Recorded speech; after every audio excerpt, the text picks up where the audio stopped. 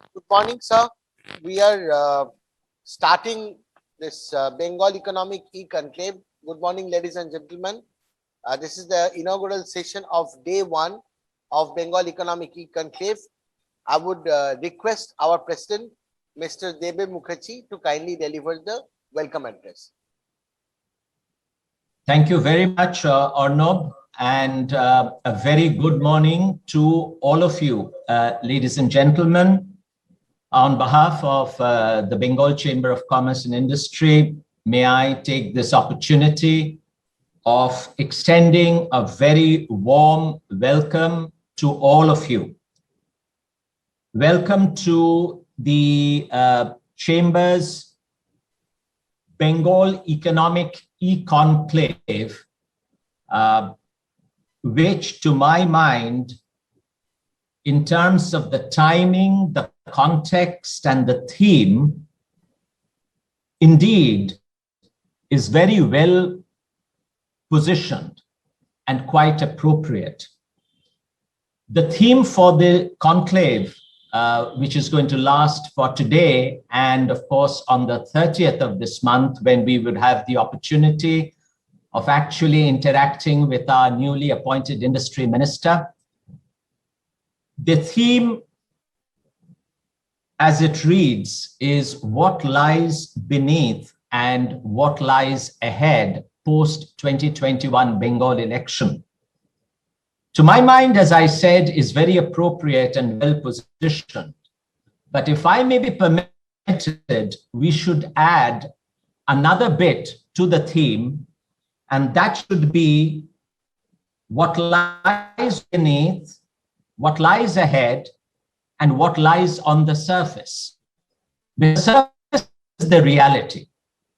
And that is where the baseline is determined based on the indicators and performance of the past and the aspirations that we all have for the future. I think the decade 2021 to 2030 is a decade of reckoning, certainly a wake-up call post-COVID, and the decade in which all of us, right across the world, right across the piece, are making significant pledges towards 2030.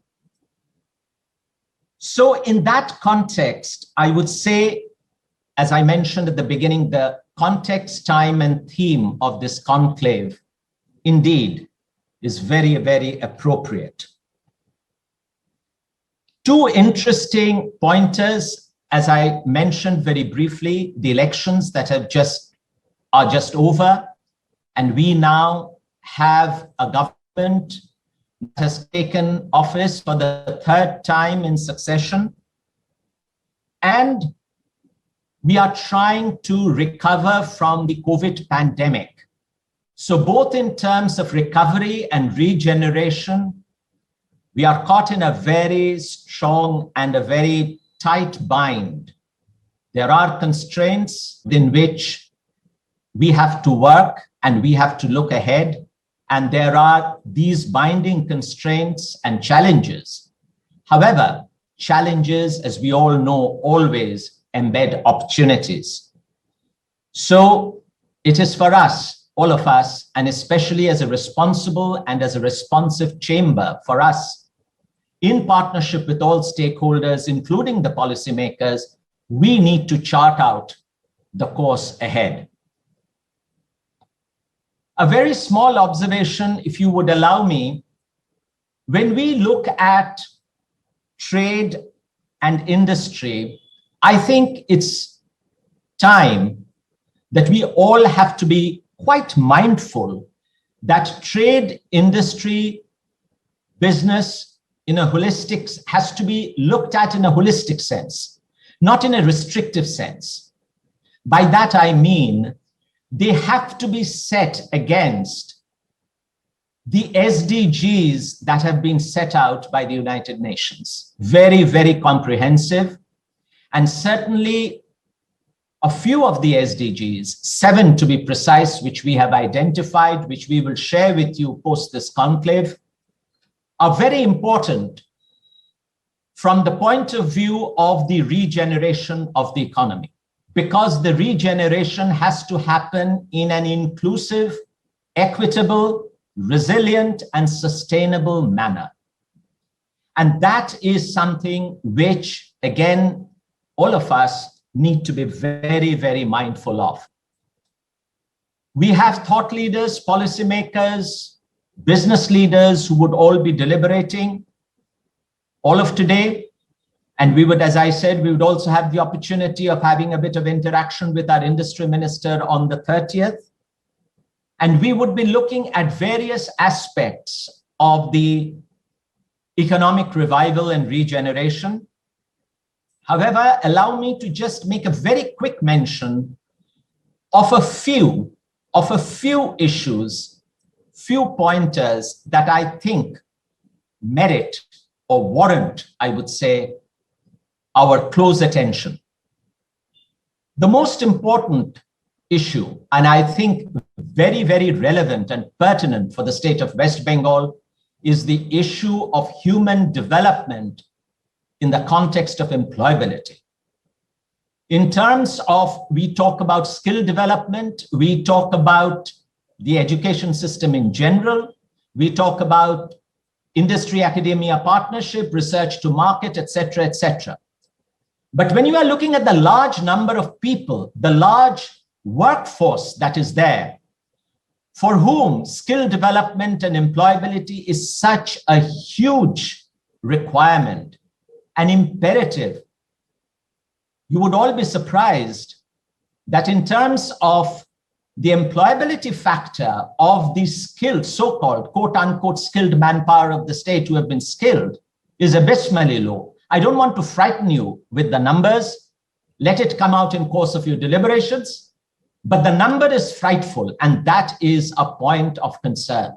So human development, especially from employability perspective, is extremely important, and we need to be imaginative enough, innovative enough, and smart enough, and committed enough to find out how and in what way we can employ our workforce.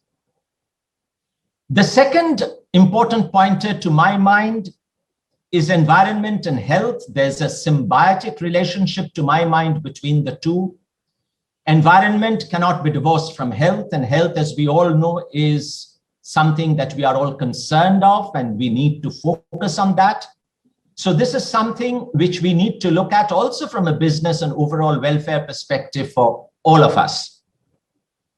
The third important issue, and where policy intervention needs to dovetail with the demand and requirements ground up, is on public infrastructure, especially in logistics and transport in the context of West Bengal. And that's where some public spending has to happen, which, as we all know, has a multiplier effect, etc., etc. And that is also something where the chamber needs to work in a strategic fashion, in a strategic manner, with the policymakers, with the government, with our other partners, and see how we can give a proper, meaningful shape of public infrastructure going ahead.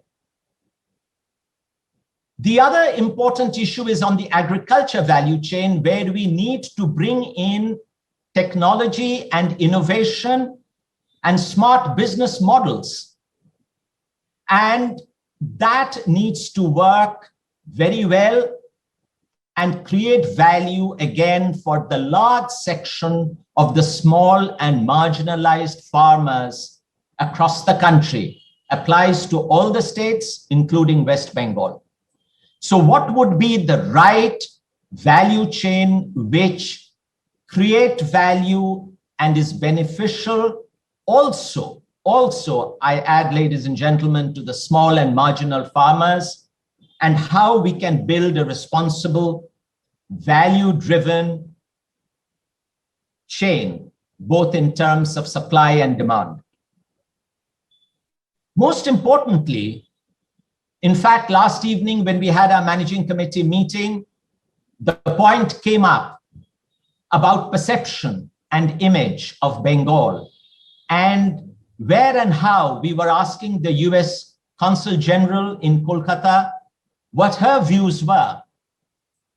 And what came to light was that it is important for us to benchmark, to look at comparator states, to look at the practices being followed in states without any prejudice, and to see what we can imbibe from them, what is the best in class, what are the good practices that we can take in.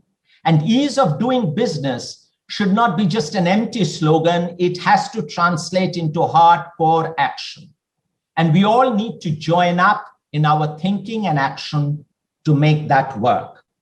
And build, we all know the power of narrative these days, I need not get into that, but we also need to build good stories, strong narratives, so that the image and the brand value of Bengal gets repositioned and we are able to regain a bit of our lost glory, so to speak.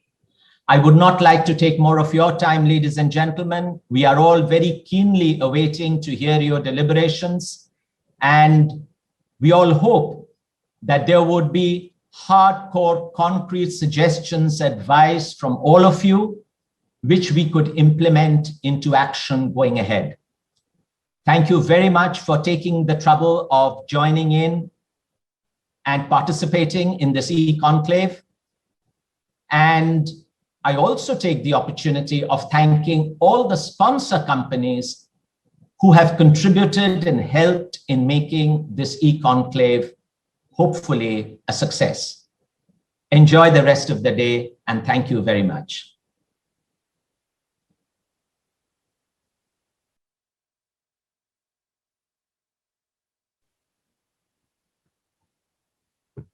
Thank you, Mr. Mukherjee, for setting the tone for these discussions.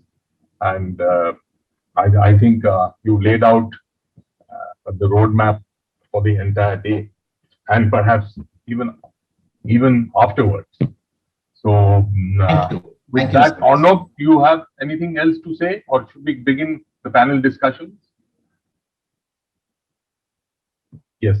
So we have a very eminent panel this morning. I'd welcome the panel, Dr. Indira Rajaraman, Dr. Rana Day, and of course, Mr. Sandeep Kumar, who's part of the Chamber too, and of course, he heads Tata Metallics.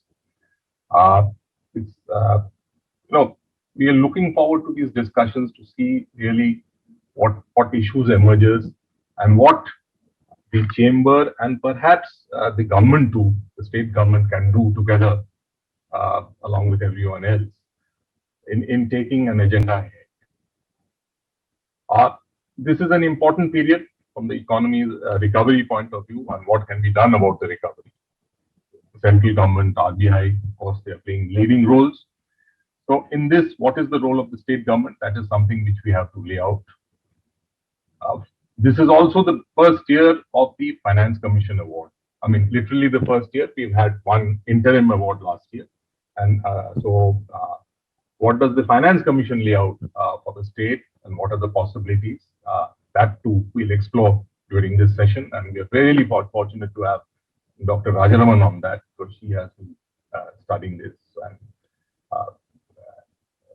Dr. Anandi has also been writing widely. And of course, Mr. Sandeep Kumar brings the experience of industry in general and in Bengal in particular.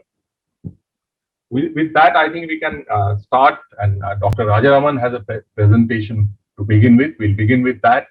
I must tell all viewers that Dr. Rajaraman is an outstanding teacher. I have always turned to her, not only when I was secretary to the 13th Finance Commission, in which she was a member, but even later as secretary of various departments in the Finance Ministry to clear my concepts.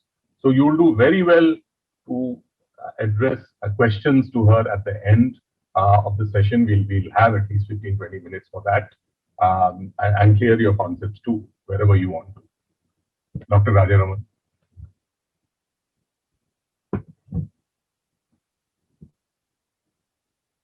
You're on mute, ma'am. Thank you. Thank you very much. Can I be heard? Yes, absolutely. Thank you very much, Mr. Mukherjee, and of course, Sumit Bose, for that very warm introduction. And thank you for having me at this conclave. I have chosen for my presentation the title Securing State Access to Grants Prescribed by the 15th Finance Commission over the period 2021-26. The focus of my presentation is the grant for local bodies, rural local bodies and urban local bodies, which was accepted in full by the Action Taken report on the 15th Finance Commission recommendation. The total funding for that, which has been fully accepted by the central government, is 4.36 lakh crore over these 5 years, or 4.36 trillion, out of which 3.58 trillion, 82% of that is directly disbursable to local bodies. There is a small component, 70,000 crores, 16% of the total, which is a primary health grant, which will flow to states to build facilities at the local level. It won't go directly to local bodies, but it will go to the state exchequer to build facilities in terms of diagnostics, buildings, and so on for primary health centers, sub-centers, and so on. However, and this is a big however, and that is what I want to focus on today, this disbursable local grant is hedged by entry and performance conditionalities. That is to say, the state government has to fulfill certain conditions in order to be able to gain access to this funding. So action is urgently needed during the current year, 2021-22, to meet these requirements so as to secure full access to the local grant. And this, I believe, fits in completely with the theme of your conclave, which is what lies ahead, what lies beneath. In particular, what lies beneath in terms of the conditionalities for the state government to secure the funding, the statutory funding that has been made available by the Finance Commission and which has been accepted by the Union government. What is the West Bengal share of this disbursable local grant? The share for West Bengal local bodies is 7.26% of that 3.58 trillion. So over the 5 years, rural local bodies can potentially get 17,199 crore and urban local bodies can get 8,792 crore. This is not a huge amount, but it's not a small amount either. It's worth every bit of the effort of the state government to strive for this. And the reason I'm mentioning this aspect of these funds being strive-worthy is that this is a statutory provision. It's not like a centrally sponsored scheme. It's not like a centrally planned scheme or any of those other schemes which originate in the center and which can be very uncertain in terms of their fund flow to various states. This is a statutory flow. Its timing is perfectly certain, and all that the state government of West Bengal has to do, like all other state governments, is to meet the entry conditionality. The urban local body grant is split into a separate provision for cities stroke agglomerations with population greater than 1 million. This is called the Million Plus Cities Challenge Fund, MCF, and the residual provision goes for cities with population less than 1 million. In West Bengal, there are 2 urban agglomerations in the MCF, which together have been assigned a total of 3,465 crore, leaving a balance, a residue of some 5,300 crore plus for cities under 1 million. And these 2 urban agglomerations are the Kolkata urban agglomeration and the Asansol urban agglomeration. This is 2 out of the 50 urban agglomerations which have been identified by the 15th Finance Commission. And let me just add in passing, Delhi, Srinagar, and Chandigarh, being in union territories, are not members of that list of 50. So what are these entry conditionalities? And I want to spend a little time on this because this is what the West Bengal government has to do and has to do this year. The first thing is for rural local bodies. They will be granted full access to the funding identified for this year and next year if 25% of the rural local bodies, 1 in 4, have their accounts placed online, audited for the year 2019-20 and provisional for the year 2021. This is not too much to ask. Just 1 in 4 rural local bodies have to have their accounts in such shape that they can be placed online, audited for the year T-2, provisional for the year T-1. Starting 2023 and 24 and beyond, conditions get a little tighter. The local bodies in West Bengal and other states will get graded access, which is to say only those which have placed their accounts online will actually be able to access their funds. But this year and next year, it's full access, provided 25% have placed their accounts online. Urban local bodies, same as the rural local bodies for accounts. In addition, floor rates of property tax are to be notified this year for full access this year and next. And in 23, 24 and beyond, once again, as for rural local bodies, it is graded access. Let me pause here for just a minute to point out one unfortunate fact. Many of you will recall that last year, as part of the Atmanirbhar program, all states were invited to present to the central government their plans for structural reform in 4 areas. And if they satisfied those conditions, they could get a 1/4 percentage point of their GSTP enhancement in their borrowing cap. I regret to say that in the urban structural reform category, which called for property tax notification, floor rates of property tax, West Bengal did not submit a request or was not judged was not judged entitled to that 1/4 percentage point of GDP enhancement in the borrowing cap for urban local body reform, which included property tax notification.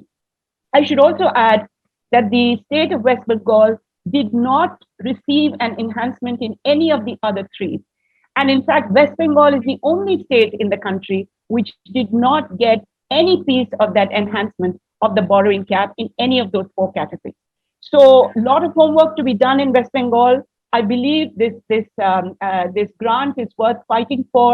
And unlike the Atmanirbhar program, which was merely a conditionality for an enhancement in borrowing, this time the property tax notification is not for enhanced borrowing, but it is actually for a statutory grant, which carries no further implications of interest rate or enhancement of the state debt. So it's well worth fighting for. And I hope the state government will get its act together, notify floor rates of property tax this year, so as to secure in full for this year and next, along with the accounting conditionality, the full pot of funding that has been prescribed by the Finance Commission for urban local bodies. Moving on to the MCF, which is 3,465 crore over 2021-26. There are further performance conditionalities here. These are over and above the entry conditionalities. 1/3 of the total MCF provision, this is for Kolkata and Asansol, is for air quality, improvement of air quality, and 2/3 is for the wash sector, drinking water, solid waste management. This feeds directly into what Mr. Dev Mukherjee said at the outset in terms of what the state has to do to enhance the quality of life in the state and to enhance the health of the population of the state. So once again, this is well worth fighting for. For air quality, the state has to sign an MOU, a Memorandum of Understanding, with the Ministry of Environment on an action plan, whereby it will demonstrate to the ministry, to the satisfaction of the ministry, that the state does have plans to improve air quality in Kolkata and Asansol as measured by 2 parameters. One is the reduction in particulate matter, and the second is the number of good air quality indexes. Annex 7.8 in the report of the Finance Commission gives full details of the gradations of performance. In the wash sector, there are 8 performance criteria which are laid out in Annex 7.9. In both cases, the Finance Commission has rightly projected that not all MCF cities or agglomerations in the country might be able to meet their conditions. So there is a high likelihood of undisbursed funds. What will happen to these undisbursed funds? In the case of air quality, and I sincerely hope that the funds prescribed for West Bengal will not go undisbursed, but in case they do, 50% will lapse. 50% will be disbursed among the top performers, which includes top performers in other states. So if other states do better, this funding will fly out of the West Bengal provision and go to those other agglomerations. I hope that doesn't happen. In the case of the wash sector, the undisbursed wash funds assigned to the MCF will be distributed among other non-MCF cities, that is to say the smaller cities with less than 1 million in population, in proportion to their population. And this presumably will be intra-state. So presumably this undisbursed funding will stay within West Bengal. I come to the second last slide, the provision for primary health, which totals up to 70,000 and odd crore over 5 years. This grant goes to states for enhancement of primary health facilities, and the West Bengal share is 4,402. Very, very important for the spread of access to primary health, particularly under the conditions under which that we are going through right now. The primary health grant is unconditional, so there is no entry conditionality. However, state and district level committees should have plans ready for implementation in each of the 7 categories by July 2021. We are at the end of June 2021, just another month to go. All that the state and district level committees have to do is to say what their plans are in terms of improving diagnostic facilities, buildings, and the other 5 categories that have been specified for improvement of primary health delivery. To conclude, the baseline data on the basis of which West Bengal would like to have its performance assessed must be submitted as soon as possible to the relevant ministries at the center. And I would plead with the government of West Bengal to please engage with these ministries in a constructive way so that this statutory funding can actually be accessed by the state. Finally, this is my last slide. There is also a small provision for incubation of new cities. It's a small provision, 8,000 crore. There will be a new cities competition open nationwide to all states to submit projects by 30 September 2022. This is more than a year away, but there is a lot of work to be done if you want to make a foolproof, tight, appealing project for opening up of a new,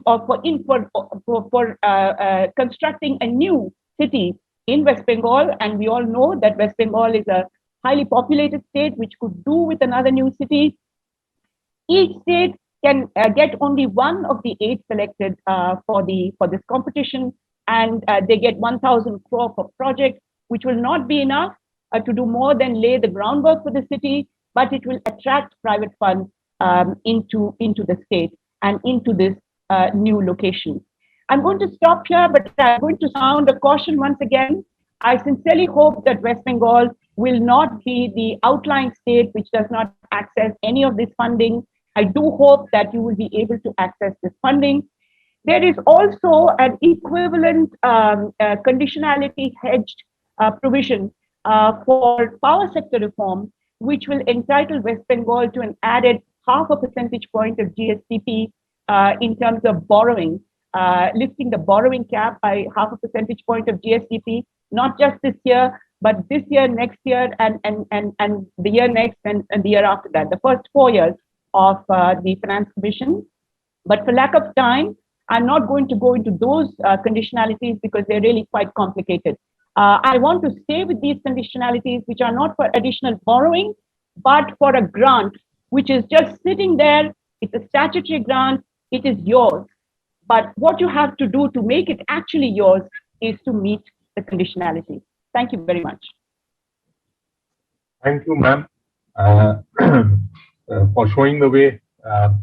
I'm sure the finance department and the health department and the local bodies, panchayat, as well as the urban departments will be acting on your advice.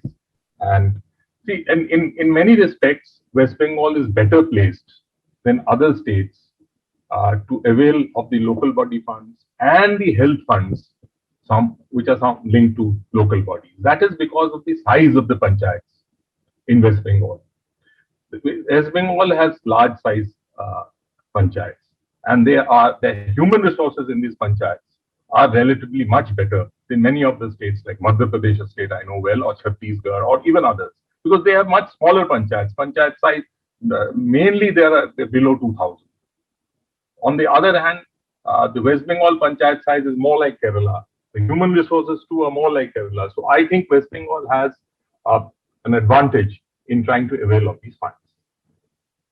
We'll discuss this further later, other aspects after the presentation by others.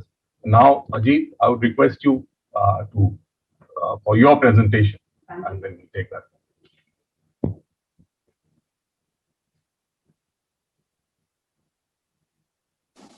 Thank you very much, Sumit. And once again, thanks to the Bengal Chamber for inviting me.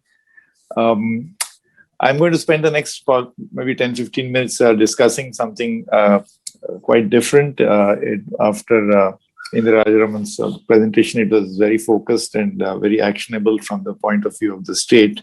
I want to step back a little bit and talk about the outlook for the economy. We'll start with a little bit on the global and then national, and maybe a little bit on Bengal. So let me just begin. Just 1 minute.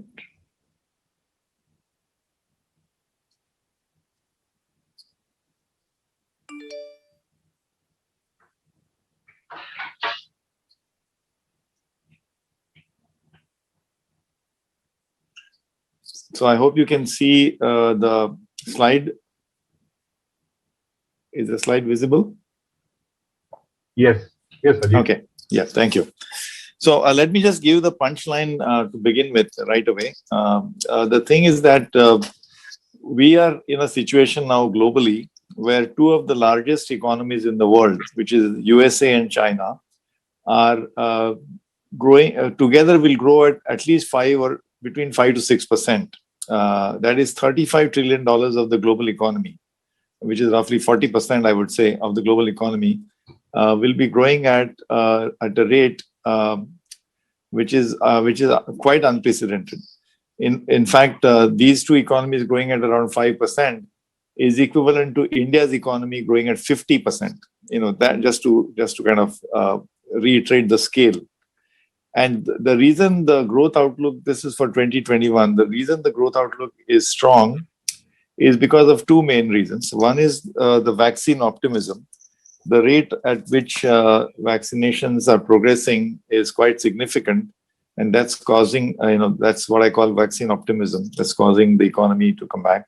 And the second reason is fiscal stimulus, which has been quite large. As you know, in the US last year, the quantum was about 15% of GDP. And this is fiscal stimulus, which is directly in the form of either income support or direct cash injection, or even help to, for example, in the UK, it was furlough support. That is, workers were at home, but their salaries were covered, their wages were covered by the government. So these are direct fiscal support, not to be confused with liquidity support or guaranteed loans or other kinds of which are actually more like monetary measures.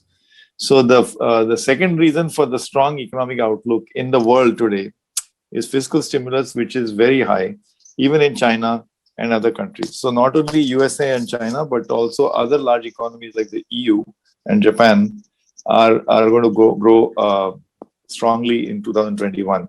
Now, this is, of course, a bounce back from the low base last year, but it is actually impacting, in fact, it will indirectly impact the emerging market economies, including India.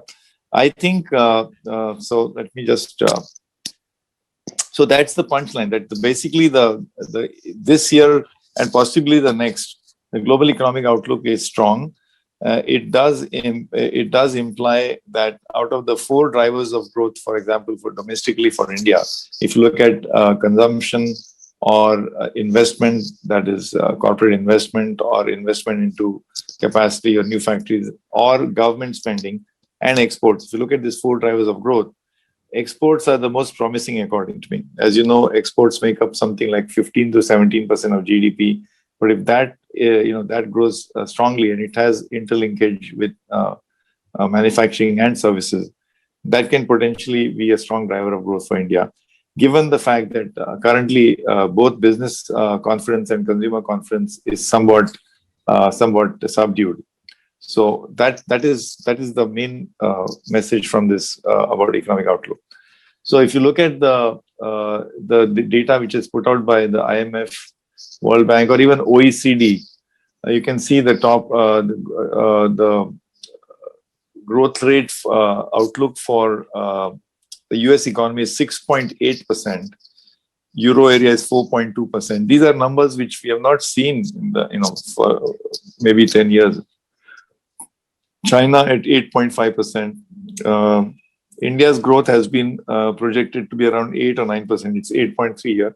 And you can see that there have been revisions from January. So these numbers are as of June 2021. There have been revisions. And one other theme here is that the developed economies have a stronger growth outlook as compared to developing. For example, Thailand outlook is for 2.2% growth. Thailand, as you know, 18% of the economy depends on tourism. So actually the emerging market economies or developing economies are going to show somewhat slower growth compared to what is seen in countries like USA. So what has helped the recovery, as I say, it's unprecedented fiscal stimulus, estimated at 15% of the world GDP, but of course dominated by countries like the US and China. And additionally, there's been great support from the central banks in terms of monetary policies, low interest rates, high injection of liquidity. And in fact, in some cases like the European Union, European Central Bank, they've also been supporting the corporate bond market. So really very strong support from central bank. I might also mention recently in India, in this month, the Reserve Bank of India announced or gave a dividend of almost 1 lakh crores, actually 99,000 crores to the government of India, which is also in a way like a fiscal support from the monetary authorities to the central government. Because the budgeted amount in the union budget presented in February was about 50,000 crores. So this surplus transfer from the RBI to the government has been almost twice of that. And I won't call it monetary policy, but this is also support that's coming in. There is other factors, as I've said, is success of vaccines and no significant default events in terms of debt, debt defaults. Of course, the cautionary side, we have to be cautionary. The caution is about the fact that there is increasing inequality because the pandemic and the monetary and fiscal policies actually have had a somewhat perverse effect, especially monetary policies. Debt levels are rising, and there's a new phenomenon called asset inflation, which is actually going to manifesting as generalized inflation. So if you look at inflation, that's a kind of a new and emerging phenomenon, and perhaps we need to be watchful about it. If you look at, for example, this slide, the first row is US inflation, which was supposed to be, the target is 2%, but it was consistently below 2%. In fact, it was close to 0% last year. It was below, it was 1.4% in January, but it has shot up to 5%.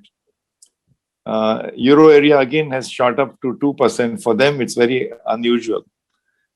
India's inflation for the month of May came out at 6.3%, but it was an upside surprise. It was a bit of a surprise because the band, the tolerable band, which is targeted by the Reserve Bank of India, is 2 to 6%. So it's already above the band. And what it hides is that if you look at commodity-wise, if you go deeper into commodities, edible oil inflation is 100%, or sugar is 60%. And even those consumer prices in India are dominated by the food group. If you look outside the food group, also steel prices are at an all-time high.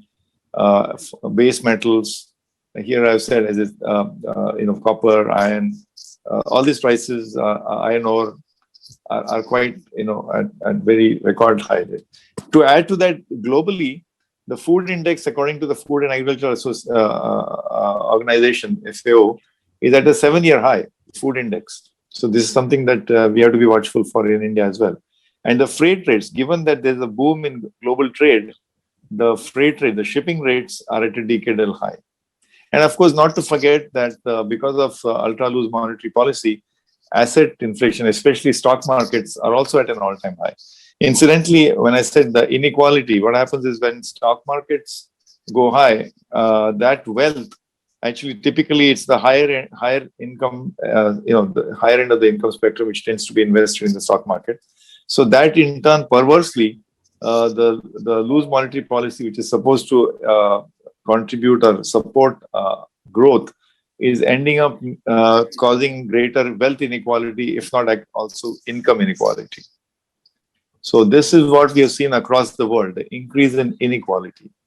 And this inequality is in terms of the employment revival or the coming back of employment. We have seen, and this, of course, I think this chart does not include India, but we have got Indian data as well from the survey, the monthly surveys done by the CMIE. Here we see that the growth in employment over last 2 years actually is much more concentrated in the high skilled. Not surprising, that as there's more and more digital mode of working, it is the higher skilled employment which has seen growth. And if you see low skilled or medium skilled, there's a huge loss of employment. I mean, across the world, this is a uniform story across the world. So this is going to be another challenge. This is inequality in job creation or employment. I also mentioned inequality in wealth and income. So this is, I would say, on one hand, we have stronger growth prospects thanks to the two large economies and thanks to the prospects of increase in global trade and export opportunities. On the other hand, we have to contend with challenges of wealth, income, and unemployment creation, inequality, as well as inflation. So the outlook will depend significantly now from here on the pace of the vaccine deployment. So if you look at across the world, almost 50% of the population fully vaccinated in smaller countries like Israel, Bahrain, Mongolia. But in larger economies and developed economies, 30 to 40% of the population already fully vaccinated, which means double doses in places like USA, UK, Chile, Qatar, Singapore. And 20 to 30% population vaccinated in places like Italy, Germany, Switzerland, again, developed economy. So if you look at the pace in other countries, for example, in this graph, you can see India and Brazil are at the bottom. We had a situation a few months ago where 60% of the vaccine doses were sitting in only 16% of the population. So there's that aspect of inequality, the vaccine inequality. But, we don't have time to dwell on that. But I think if you look at this week, the pace of vaccinations in India, if we can maintain this pace, I think we are averaging about 5 million a day.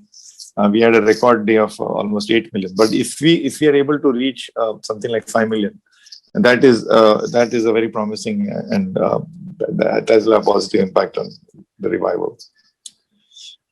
So I would say the factors which are affecting the outlook for next 1 or 2 years are number one, from a global point of view, obviously even in developed economies like US, there's much more focus on infrastructure spending and fiscal stimulus, government spending, and as progress of vaccinations and opening up with higher mobility, you'll have higher consumption. And of course, other things like digitization and productivity gains. Of course, what we need to watch out is inflation and the fact that now to make up for the increased levels of debt, the global debt levels have gone up above 100% for many countries. In India, we are close to 90% of GDP. So to make up for that, we are now going to see prospects of higher taxation. In fact, the USA has led this initiative of getting a consensus that minimum corporate taxes should be now at least 15%. So increased taxation is something which is going to be affecting this outlook. And of course, the continuation of trade conflicts of the China versus USA or China versus other country frictions. As far as India is concerned, I mentioned vaccinations. I mentioned higher capex by the government, which is expected. We have seen progress in roadways and some parts of infrastructure spending. And we are also seeing, by the way, corporate balance sheets are improving. Surprisingly, in the quarter of January, February, March, corporate results were very good because profitability was good, partly because cost compression. And that, because of the second wave, perhaps we saw a bit of a dent, but I see the outlook is quite strong, given that if consumer confidence comes back with the vaccination progress. It is also the case that the state of the corporate balance sheets is very different from, say, a couple of years ago, because there's been a lot of deleveraging. So as far as the corporate sector is concerned, I'm not denying the fact that we have to be concerned about the large informal sector. We have to be concerned about migrant labor. We have to be concerned about rural economy, especially the effect of the pandemic. But I'm saying that as far as the corporate sector is concerned, the outlook is strong, and especially if it can be leveraged on the exporting opportunities, that can actually give an impetus to growth. We need to watch out for the third wave. We need to watch out for the fiscal, constraints. I just have a couple of slides on Bengal, but I'm just going to leave it as point of reference. I don't want to do much analysis here. I noticed that if you look at the Bengal GDP growth over the last 5 years, at current prices, the CAGR is 11%, which is actually twice that of India GDP. So I think that trend is very heartening, and hopefully the next 5 years, if that continues, that will be a very significant phenomenon. What this has done is that because of this, the share of the state in India's overall output has gone up by almost 200 basis points, 2 percentage points. And the share has also been maintained by the services sector in Bengal. I must say that because Bengal is a state which has a coastline, it is eminently well placed to take advantage of the exporting opportunities which are going to be there in the next couple of years, including, of course, I must say, in IT and software services. So that as well. I mean, not just conventional sectors like, let's say, agriculture, rice exports, or also leather, footwear, or garments, textiles, but also in services. And lastly, just to give some data on share of Bengal's share in India's exports. Of course, we are awaiting the announcement of the trade policy, which is going to come out any moment now, including a strong support for export in terms of what is called RODTEP, return of duties, taxes, for export promotion. But this is something that I think which can be a significant driver of growth for Bengal. So I'm going to stop here, and thank you for the opportunity. Thank you, Ajit, for taking us to the global economy and giving us the picture nationally, and also for that very encouraging slide about West Bengal's growth over the last 2 years. That should provide a lot of hope and encouragement, and also show the way for future growth. You have mentioned about the world economy and the possibility of exports driven growth which can be created out of it. And with that, I would go to Mr. Sandeep Kumar, who knows industry in Bengal very well. But what do you think can happen in Bengal with, say, the small and medium sector, the SMEs? Are they in a position to take advantage of this export drive, as well as the fact that our corporates overall are doing well? Mr. Kumar, and anything else that you wish to add?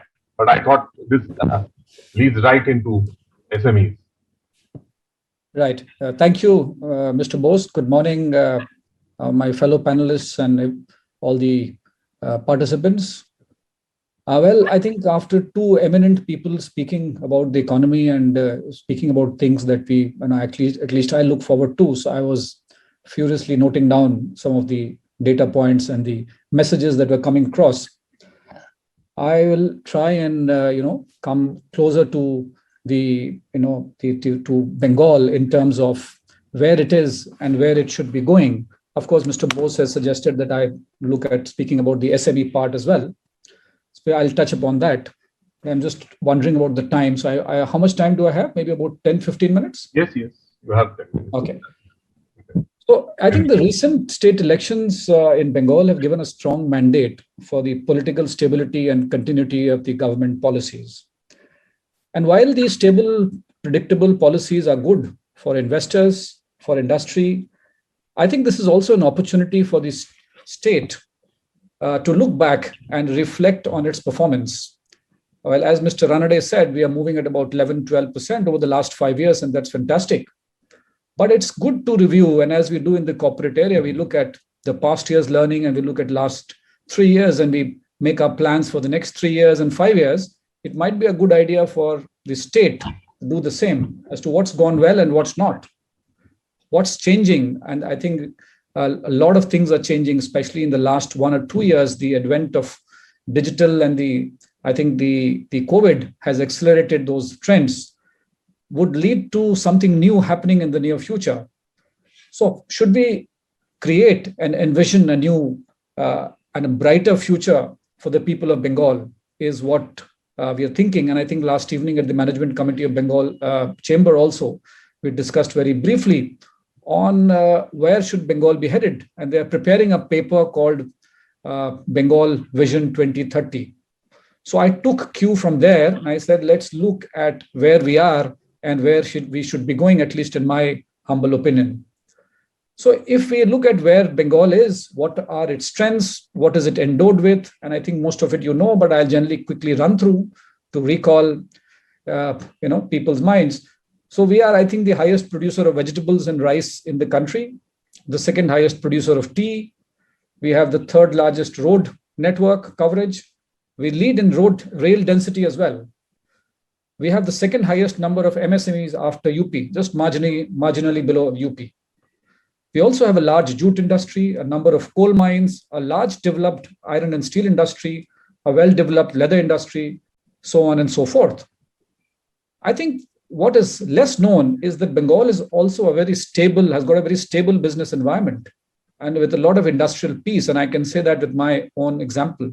I think the state government has been outstanding in terms of, ensuring that industrial unrest and, difficulties that the industries used to face maybe 10, 15, 20 years down back is, I think, much, much lesser. And there is an active participation by the state government, by the industry ministry to help the industry. And that's, I'm telling you from my own experience. So above all, I think Bengal is one of the largest state economies in the country and is also positioned, or at least often said so, as the gateway to Southeast Asia and Northeast India, though I suspect we haven't really haven't done so well on that front, on that perception. So with a large population of over 9 crores and the current living standards of its people, Bengal, I don't think can depend on one industry or one sector, and it needs to diversify its economic footprint to offer jobs to its people and generate wealth.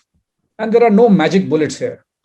But if we look at the basics and look at the 3 sectors, the primary, secondary, and tertiary, I think Bengal is well diversified. It's got agriculture, it's got mining, it's got fishery on the primary sector, it's got manufacturing on the secondary, and it's got tertiary as well. We talk about travel, tourism, IT services, etc. So we have it all covered. So some might argue we have it all covered, we are doing well, but we still have that perception about Bengal, which may not necessarily be true today. But we also look at the future. So this is how we have done. So we have grown at 11, 12%. And where do we want to go from here? Well, there is also a positioning issue and a perception issue with Bengal.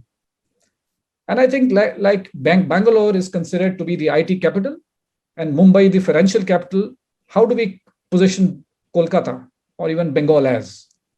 I don't know if enough thought has been given and whether something can be done.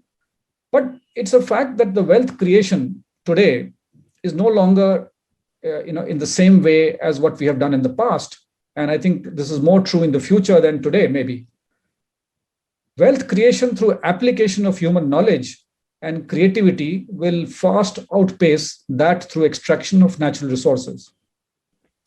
So, sorry. And this trend is accelerating manifold. Bengal has a large pool of knowledge workers and who migrate to other states. The other day in a CII session, I heard Mr. Mohandas Pai said about 150,000 of skilled people from Bengal are in Bangalore. Sorry. And why can't Bengal retain them? Why can't we find suitable opportunities for them? Bengal also has a few top-class institutes of higher education and research. So what is it that is stopping us and what is it that we need to do? So on the whole, can we shift Bengal towards a more knowledge-based economy? And what's required to create one? Well, there are a number of things, and I think a lot of things are known. So I'll just keep it very brief. Well, I think development of a knowledge-based economy and what they call is as the knowledge-based development can be done, but it requires developing a social infrastructure. It requires that there is a rapid creation and application of knowledge for sustainable development. And sustainable development is important because development on its own doesn't have much value considering the sustainability issues, the climate change issues that we are facing. So if Bengal can focus on stimulating and nurturing education, particularly higher education, let's say in the tech-intensive sectors. So we have the IIT and the NITs and the ISI and IIM already present, but how can we give a thrust to this sector? How much does Bengal spend on the public funding of R&D? And I just like to draw your attention to the fact, I'm sure many of you have heard of DARPA, the Pentagon's Defense Advanced Research Project Agency, and it particularly came to light now because of the mRNA vaccine. So it's credited with developing the internet, drones, GPS satellites. So it's always at the cutting edge, and it's a small organization. It's not a very large organization with a very limited budget and with a very few manpower. But the way it has funded the development of basic, cutting edge research, I don't think we find that much in India. Maybe to a certain extent on the space and atomic research, we find some work. But basically it's been funded by or rather led by the government. And whether the state of Bengal can look at that aspect, which is currently missing, not only in Bengal, but in most states. Then supporting entrepreneurship, creating an ecosystem of startups and networks, the right digital infrastructure, attracting venture capitalists. Well, all these, I think, are stuff, again, which are known. I think the major point is, how do you convert this into actions? How do you get that done? And I'll give you some examples of like what we are from our own example. Like Tata Metallics, we have a plant in Kharagpur. We are currently on a digital transformation journey for the last 2.5 years. And we find it so difficult. For example, we tried to put in robotics, and in our industry, robotics is not at all common. To get that, we have to go to Pune and Bangalore and get people to convince them to come and help us. If we have to do predictive maintenance, and which is something using machine learning, we of course took help of IIT Kharagpur and could, start our journey.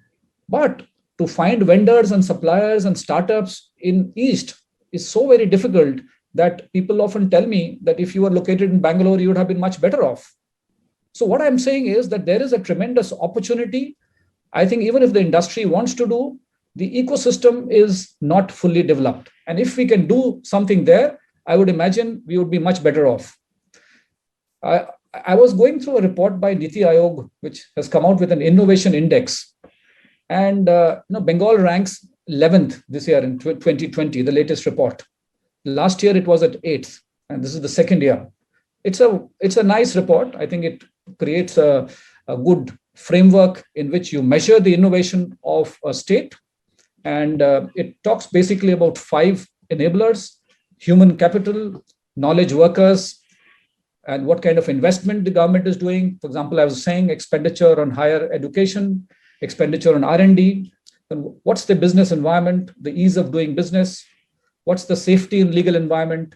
So let's say the IT and IP related acts. So there are 5 key enablers, which this index takes into account, and it measures state by state. And Bengal is, let's say, 11th. Last year it was an 8th, so not very bad. But what it means is that Bengal can go up significantly up if we position ourselves well on this and create that infrastructure, the right environment. Let's say to begin with, can we have all government services make it online? Already a lot of it has been done. Can we just get rid of all the paperwork? Is it possible? To what extent can we do that? You give a very different impression to the investor, when he comes in and he finds things are happening so easily. And I've seen that. I've worked in Dubai, and I've seen how the economic free zone there, Jebel Ali free zone, works. It's so very simple. It's so frictionless.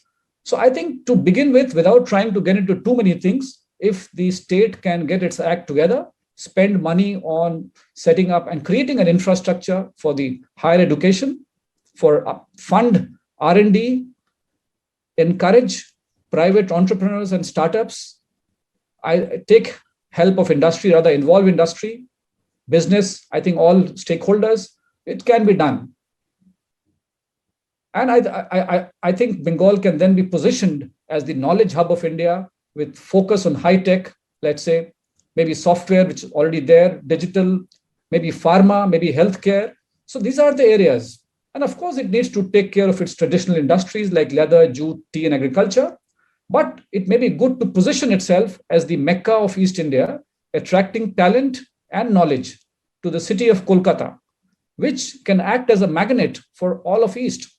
I think the problems that we face in Bengal with talent and knowledge workers is the same problem we face in Bihar, Jharkhand, Chhattisgarh, Odisha. They don't know where to go. So they migrate to Bangalore and Bombay and Gurgaon and Hyderabad and all these places. Why can't Kolkata become that hub? The future, as Fidel Ramos, the former president of Philippines, once said, the most important wars of the 21st century will be fought no longer on the physical battlefield, but in corporate boardrooms, laboratories, stock exchanges, classrooms, and shop floors. So I think we just need to keep this in mind. And as Bengal Chamber works on developing a Vision 2030 for the state, I would root for the Chamber to consider Bengal transforming itself into a knowledge-based economy, and for Kolkata to become an innovation hub. So that's, I think, all on the innovation part. I didn't touch upon the SMEs, but I guess I don't have time. But so I'll close at this. Thank you very much. Thank you, Sandeep Kumar. And you mentioned the innovation index. Well, Bengal's score was about 21 plus, but it's less than half of Karnataka, which tops that. And significantly, as we are looking for startups in venture capital, you would have noticed in that index, Bengal gets a mark of 0. So there is a long way to go, although it's there. And one of the things I feel that, apart from what is captured in the innovation index, there is scope for innovation in governance, innovation in public systems, and that, in fact, the state could take a lead in promoting some innovation amongst itself, say the urban local bodies, and leads directly to the Finance Commission grants. Karnataka some years ago launched a program, City Managers Program, and they gave out awards for the best city managers in urban clusters. Something like that. It's a state recognition, state award. The center has nothing to do with it. Something like that, if Bengal starts, and if perhaps the chamber could take a lead, I'm sure it will go a long way in promoting innovation. Ma'am, would you like to touch a bit about health a little more? I can give you a question on that, which has just come in. That primary health, this is from Professor Datta, Rajiv Datta.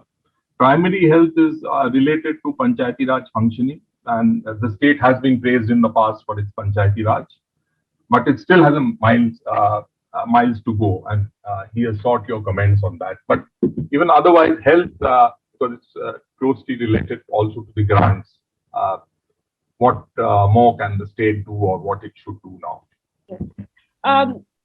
Thank you for that question. It's a good question.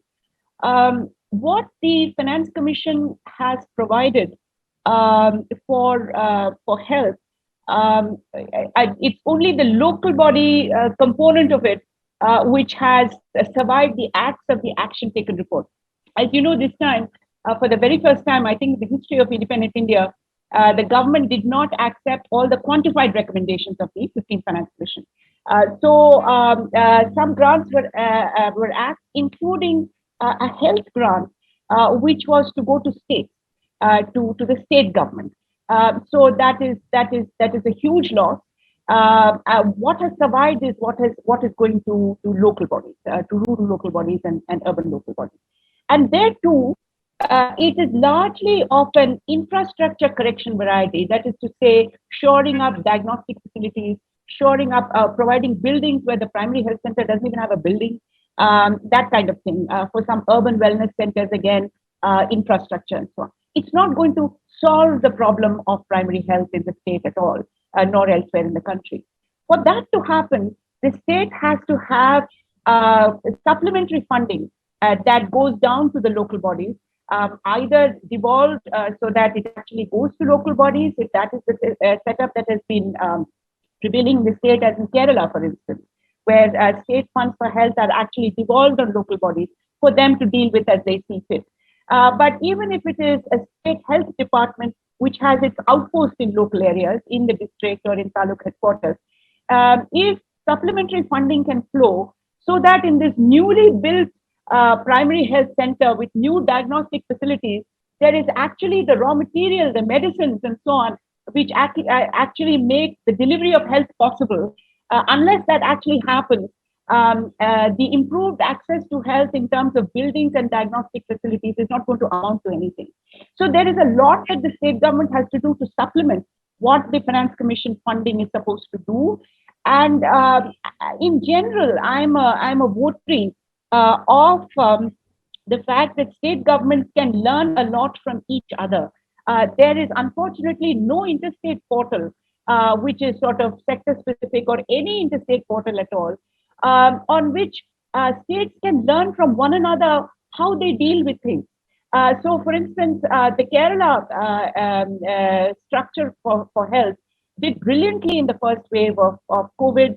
And the only reason they collapsed was because they faced this huge in-migration of people who had gone to the Gulf, and they were not able to cope with that influx. Most of them went to Kerala, and their system could not cope with that influx. But in general, it's a very sturdy infrastructure that they have set up. In terms of soft infrastructure, the connections between districts, taluk, and villages, the personnel who are there at every level. And Kerala is particularly to be commended for the way they have been able to weave in central funding with state funding, so that at one place you have both the infrastructure, the medication, and the other soft consumables, and also the personnel.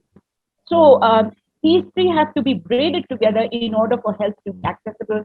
And I think a state like West Bengal, or any other state for that matter, could learn a lot from what Kerala has done, their structure. And most of all, this has to be an interactive portal. It has to be a portal where the state health secretary, for instance, of West Bengal, can immediately approach the health secretary of Kerala and ask a question. Hey, how did you manage this? How did you weave this together? So that kind of conversation, if it is intermediated by a portal, and if this conversation can be viewed by everyone else, then you're going to see an explosion in better governance in all states. And for some reason, we don't do that. If West Bengal could take the initiative on that, that would be marvelous. Thank you, ma'am. Now, Ajit, you have written about this largest from RBI to the central government, that they gave 50,000 crores additional amount. Now, in a way, I recall in the 13th Finance Commission, ma'am, recall that too. This point actually came up, that does this money also, does it also have to be shared with the states? Of course, it was not found feasible to do that, nor was it necessary. But in a way, states do feel that this money also belongs to them, this 50,000. So where do you think Government of India should spend that? Well, I think if you ask me, the single highest priority and with the maximum return on the investment is obviously universal and free vaccinations. And it has, every effort has to be made to increase the pace, tackle the vaccine hesitancy. I would even advocate, if you have to pay some 50 rupees or 100 rupees for people to come and get themselves vaccinated, even that is worth it, because that will have the biggest return. This investment is the single best. So I think, I would say prioritize money towards that. And then, of course, there are a bunch of other things. But right now, if the government cannot say that they don't have enough funds for giving universal and free vaccinations, so I would advocate for that. Yeah, I totally support that, Ajit. Absolutely, that's best use of the money. There was a provision of 35,000 crore for vaccination in the budget, but I think the actual need will be far greater than. Yeah, it will be more like 70. My guess is more like 70,000 crores. Right. And but even I think that's the highest priority right now. I mean, as I said, look at the global economy, the impact it is having on business confidence, consumer confidence, mobility, growth in global trade. All of it is primarily coming out of vaccine optimism because the pace of progress has been so good. Yeah. And then, of course, it enables you to relax the lockdowns, do flexible experiments. Really, I don't think there should be any debate that vaccinations are highest priority. There's another question. This is on the fact that government needs to that West Bengal is not a natural destination for manufacturing industry, doesn't have raw material or market, and that the government should pay attention on service industry, medical, research, tourism, and education. Something which Mr. Sandeep Kumar emphasized during his intervention. Any comments on this? Mr. Kumar, would you like to start and others? Yeah, so I think manufacturing resource-based, any industry, I don't think West Bengal can compete with, let's say, Odisha or Jharkhand or Chhattisgarh. First, I think that's the first point. Secondly, Bengal, there is this, getting large tracts of land is another issue. So I think on both these counts, setting up large manufacturing bases is not going to be easy here. And also, I think, that's why I said we should be positioning ourselves, Bengal, as more towards a knowledge-based economy rather than a resource-based economy. So I think that shift we should do. So, and I think services and all is fine. I think everybody does that. Tourism, travel, we have the hills, we have Darjeeling and the doors and all. We can develop we have waterfronts. So I think all these things are known. But I think the devil is in the detail. How do you, make that transition and shift? Thanks. Anything you'd like to add? I would like to add that, Bengal, along with Maharashtra and Tamil Nadu, is among the most urbanized state. And of course, as Mr. Sandeep Kumar said, the density of population. So one big opportunity, I think, is in affordable housing and related, real estate and so on. Now the thrust of policy seems to be towards promoting rental housing or large scale rental housing, where it's not individuals who go and it's condominium based. So large developers or people who manage rental housing properties, and it also has implications for what are called these commuting, the people, the workplace and where they live. So commuting patterns. So and then of course the emergence of new things like the investment trusts, in which they call in real estate.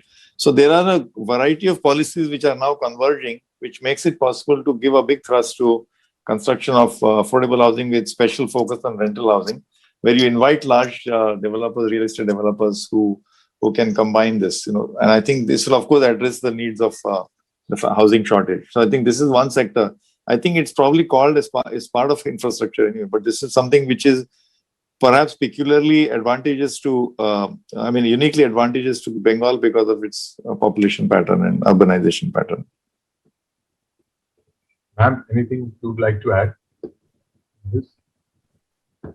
Yes. I had a query, actually, not a solution. I was wondering if West Bengal could become a node for providing care homes for the aging population in India. There are some nodes which have already built up very successfully in the south. Coimbatore has become a node for care homes. And because of the abundance of population in West Bengal, and this is a service industry, I think it could work very well. Yeah. That's an excellent suggestion. I have last question to Ajit. How does the good growth in economy in West Bengal translate to employment generation in the state? Can you give any suggestions regarding this? No, as I said, let's not forget that Bengal has access to the ocean, and to East Asia. Remember, actually one of the implications of global growth and trade is actually you are going to see a somewhat resurgent growth in East Asia and Southeast Asia especially. So I was thinking, a combination of agriculture exports, and when in agriculture I also include fisheries and so on.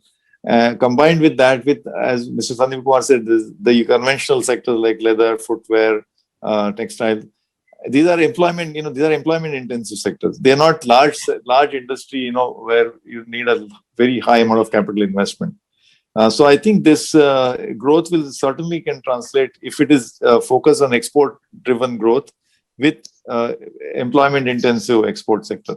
And not to forget at the higher end, which is higher human capital requirement, is of course IT and IT services, medical, related to medical. And this is an excellent suggestion that today I think India has something like 190 million, I think, elderly population, grow to maybe 200 million now. This is a huge market. I mean, there's hardly anything well developed. These pockets like Coimbatore are more well known because of being so few. Surely the entire industry around elderly care and its lifestyle related residences. So these are not people who are geriatrics. It's not like only medical, it's actually lifestyle. People who want, after retirement, they want to be at a place where they're fairly independent and yet have some institutional support. They don't want to be dependent on children. Let's say they're active, but yet they want to be in a community. So there is a great promise for this development. There are places in Maharashtra also which are coming up. There's also growth and very, very focused on employment again, intensive. Okay. So thank you. I think that we've now run out of time. We've got excellent suggestions during this session, which falls into actually three buckets. One major one for the state government to do, but there's also a bucket for the central government suggestions which have emanated, and perhaps some things for the chamber itself to do. We have received suggestions in three buckets, and I'm sure as the day progresses, we'll get more such suggestions. And at the end of it all, after when the minister attends the next phase of the program, those could be presented to him, but also be taken up with various departments of the state government. Ma'am, the finance secretary couldn't be here. He was very keen about your presentation on the finance commission, but I'm going to suggest to him a sort of a workshop with you, ma'am. If I have your permission, sure. They can take it forward. They'll gain a lot if they do even half a day workshop with you on how to achieve these conditions. So thank you, ma'am. Thank you, Ajit. Thank you, Mr. Sandeep Kumar, and thank you, the audience, for your questions. And with that, we come to a close to this session. Thank you. Thank you very much. Thank you. Thank you very much. Bye-bye. Okay. Bye. Arnob, over to you for the next session.